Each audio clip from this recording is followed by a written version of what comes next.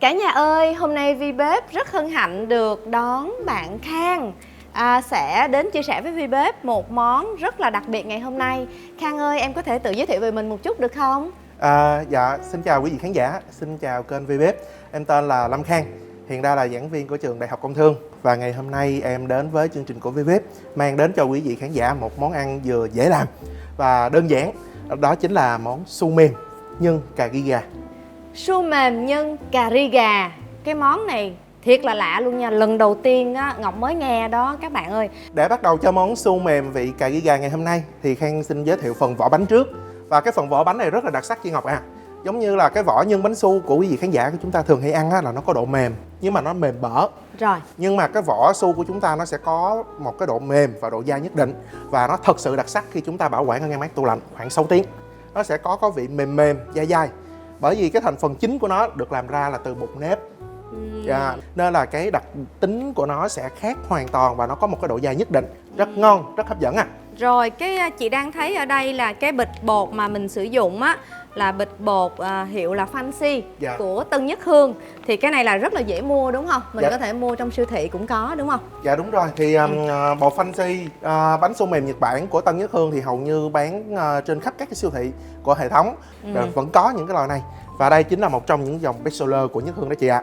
Rồi, nguyên liệu để thực hiện phần vỏ bánh su mềm ngày hôm nay của chúng ta gồm có: thứ nhất, đó chính là bột su mềm Nhật Bản của Tân Nhất Hương. Thứ hai, chúng ta có trứng gà, sữa tươi, dầu ăn. Và để cho cái phần vỏ bánh của chúng ta thêm đậm đà thì em có cho thêm một chút xíu bột nghệ của Vienco để tạo thêm cái sự đặc sắc cho cái phần vỏ bánh. Đây, bột dạ nghệ đúng rồi, ha. bột nghệ của Vienco. Rồi, okay. Dạ.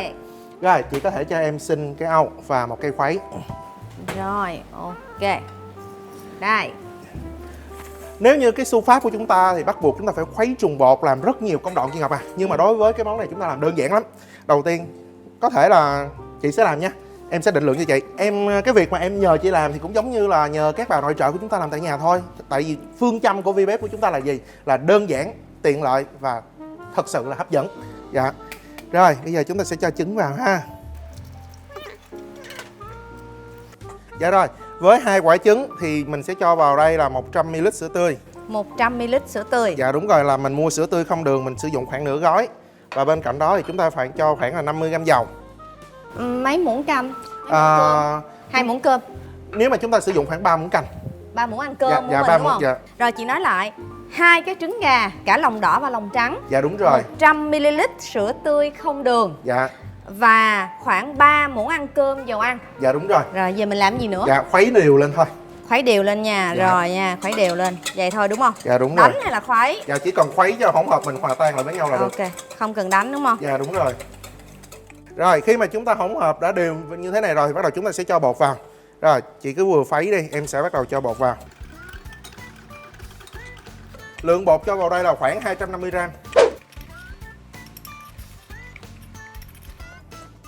Rồi tới khúc này chị phải nhờ Khang rồi nè, bắt đầu nặng tay rồi. Dạ, tay yếu rồi, hết nổi rồi. Rồi, và để tăng thêm cái sự đặc sắc thì chúng ta sẽ cho vào đây một ít bột nghệ. 1 muỗng cà phê. Dạ đúng rồi, khoảng 1 muỗng cà phê bột nghệ. Bắt đầu là thấy phần vỏ bánh của mình đã có cái mùi bột nghệ thơm lên rồi. Dạ, chỉ cần thơm khuấy, rồi. dạ thơm rồi, bắt đầu chỉ cần trộn đều thôi. Và ở đây chúng ta không cần phải cho đường nha. Dạ, rồi xong rồi, chỉ cần đều như thế này chúng ta sẽ cho vào trong bao tam giác và chúng ta tạo hình. Ồ, hay quá. Rồi chị thấy bột nó đã bắt đầu dẻo rồi. Do đặc tính của bột nếp mà chỉ cần hòa tan gặp nước là nó đã dẻo tự nhiên. Dạ. Thật tình là Ngọc không có nghĩ là làm vỏ bánh su lại đơn giản đến như vậy luôn á. Rồi, xong. Rồi chị cho em xin cái mâm nướng và một cây kéo. Chúng ta sẽ cắt cái đầu bao hơi to xíu nha chị nha, để dễ tạo hình. Rồi. Khi tạo hình bánh su này rất là đơn giản, chúng ta chỉ cần, nhưng mà chúng ta phải lưu ý vài kỹ thuật. Thứ nhất là chúng ta sẽ quấn vào ngón tay trỏ. Rồi chúng ta xoay cho cái bao của mình nó căng lên như thế này. Rồi rất căng. Rồi bắt đầu chúng ta sẽ đặt xuống cách khoảng cái mâm của chúng ta khoảng 2cm. Sau đó chúng ta vuông góc, chúng ta bơm mạnh nó vào. Rồi sau khi chúng ta dứt khoát nó lên. Rồi chị lấy cái kéo chị cắt ngang giúp em cái phần bột. Cắt dứt khoát đúng không? Đúng rồi, dứt khoát luôn. Rồi chúng ta sẽ tạo hình khoảng 6 cái. Rồi. Đó. Chúng ta cứ bóp và làm sao và chúng ta canh cái khoảng cách để cho bánh mình còn nở nữa nha chị. Và với lượng công thức như trên thì chúng ta có thể tạo ra được khoảng 12 chiếc bánh su như thế này nha các anh chị. Và bây giờ việc của chúng ta chỉ có mang đi nướng mà thôi. Mang đi nướng ha. Nãy Dạ. giờ mình quên bật lò bật chưa? Dạ rồi, em đã set rồi. Lò bật rồi đúng Dạ. không? Cái món này nó rất là dễ. Nếu như chúng ta sử dụng lò gia đình có 2 chế độ nhiệt thì lửa trên chúng ta chỉnh khoảng 190 đến 200. Lửa dưới khoảng 170. Rồi. Nếu như chúng ta sử dụng nồi chiên không dầu Rồi. thì chúng ta họ chỉnh khoảng 160 độ C. Rồi. Dạ, và Mình cái nướng bao nhiêu phút? nó thứ nhất nó phụ thuộc vào size bánh, và thứ hai là cái nhiệt độ, sự ổn định của nhiệt độ trong lò. Thì đối với cái lò ngày hôm nay, size bánh ngày hôm nay và nướng với cái chế độ lò đối lưu như thế này thì em nướng khoảng 30 phút đến 40 phút.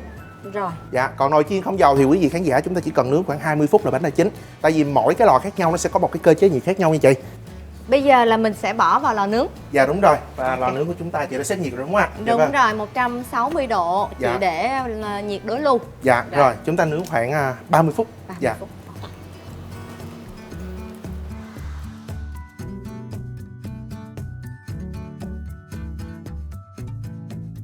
Rồi bây giờ trong lúc chúng ta chờ bánh, mình nướng cái vỏ bánh thì bây giờ mình sẽ đến bước làm nhân đúng không em? Dạ đúng rồi, và bây giờ Rồi. chúng ta sẽ tiếp tục phần nhân cà ri. Thì nguyên liệu của phần nhân của chúng ta ngày hôm nay gồm có ức gà, Rồi. khoai tây, cà rốt và đậu. Màu sắc thật là lung linh đúng không ạ?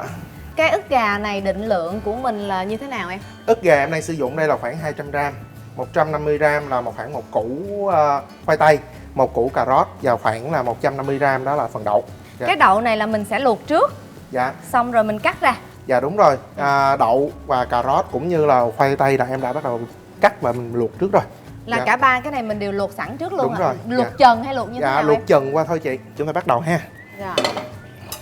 Dạ vâng. Rồi, lo đứng nó dốc không Dạ, à? dầu chảo của chúng ta đã nóng rồi, mình sẽ cho vào bên đây một ít dầu. Dạ, lượng dầu vào đây thì chỉ khoảng 2 muỗng thôi chị. 2 Dạ. muỗng ăn cơm dầu ăn. Dạ rồi.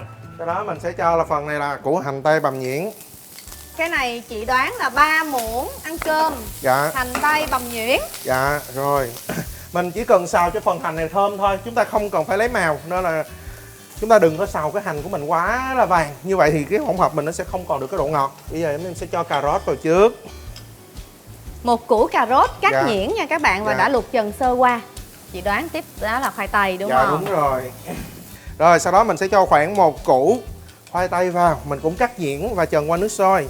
Một cái món ăn ngon bao giờ cũng vậy, chị thấy là vừa nó phải ngon và màu sắc nó phải đẹp nữa phải không chị ha? Đúng rồi. Dạ, chưa biết cái sản phẩm mình như thế nào nhưng mà em trong cái việc mà món ăn em cũng hay kết hợp màu sắc vào.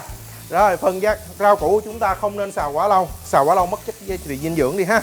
Nãy giờ em xào em đảo chị nghĩ khoảng tầm 2 phút. Dạ rồi. Sau đó bắt đầu em sẽ cho phần thịt gà vào. Gà này em cũng đã cắt hạt lựu nhỏ rồi ha. Dạ. Cái phần nhân gà á thì chị nghĩ là ăn thua cái lượng vỏ bánh mình làm. Dạ. Thì mình sẽ làm cái lượng nhân tương ứng, và lượng nhân ai ăn nhiều hay là ăn ít thì cũng tùy sở thích của từng gia đình nữa. Dạ đúng rồi.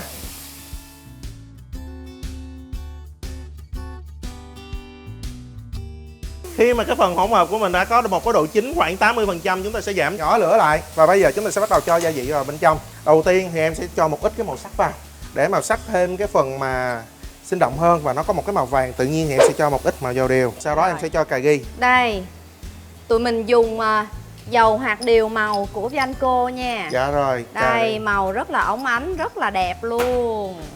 Rồi, Xí 1/3 bột nghệ và khoảng 1/3 muỗng cà phê bột nghệ. Dạ. Là lấy trong hũ này ra đúng Dạ không? đúng rồi. Rồi Dạ. ok, đừng để nhầm nha, gia vị. Rồi gì nữa? Rồi Và tiếp theo là nửa muỗng cà phê bột cà ri. nửa muỗng cà phê bột cà ri. Dạ. Đối với những cái thực phẩm như thế này thì thông thường tụi em chỉ cần nêm 2 gia vị thôi, đó là muối và đường. Rồi, Dạ. đây, muối bao nhiêu, đường Dạ. bao nhiêu. Rồi chị cho vào em khoảng 1/4 muỗng muối. Rồi ok. Dạ, và 1 muỗng cà phê đường. Do cái phần của mình nó là bánh nên là em nêm nó hơi ngọt xíu. Không, vậy thì chị giảm lại, tại vì chị không thích ăn ngọt. Dạ Nó rồi. giỡn đùa thôi chứ 1 muỗng cà phê đường nha quý vị. Dạ. Thì tùy thuộc vào cái vấn đề độ mặn hay độ ngọt là tùy thuộc vào khẩu vị của gia đình Đúng của rồi. chúng ta. Và thực tế ra là mặn ngọt còn phụ thuộc 9 người mà tới 10 ý lần chị. Đúng rồi, Dạ. và các bạn nhìn Khang là các bạn biết là Khang thích ăn ngọt hơn chị đúng không? Nhìn là biết ngay rồi, còn chị là không thích ăn ngọt đó. Nhìn ta nói Vậy là là biết cái liền. nguyên liệu cuối cùng của em là chị bắt rồi đó, đó là béo. Chính xác. Để tăng thêm cái độ béo cho cái phần nhân này thì em cho vào bên trong đây là khoảng 1 muỗng ăn canh whipping cream. Quý vị lưu ý khi chúng ta sử dụng whipping cream thì chúng ta không nên cho vào sớm, chúng ta nên cho vào giai đoạn cuối cùng. Để chị giúp em Dạ. cái này. Vì whipping cream của chúng ta nó sẽ dễ bị tách béo khi mà gặp nhiệt độ cao hơn 80 độ C. Và tốt nhất là chúng ta nên tắt bếp, sau đó chúng ta cho whip vào. Dạ rồi, cho giúp em 1 muỗng ăn Rồi. canh. Rồi.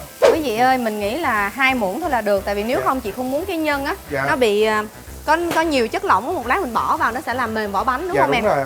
Rồi, thơm quá.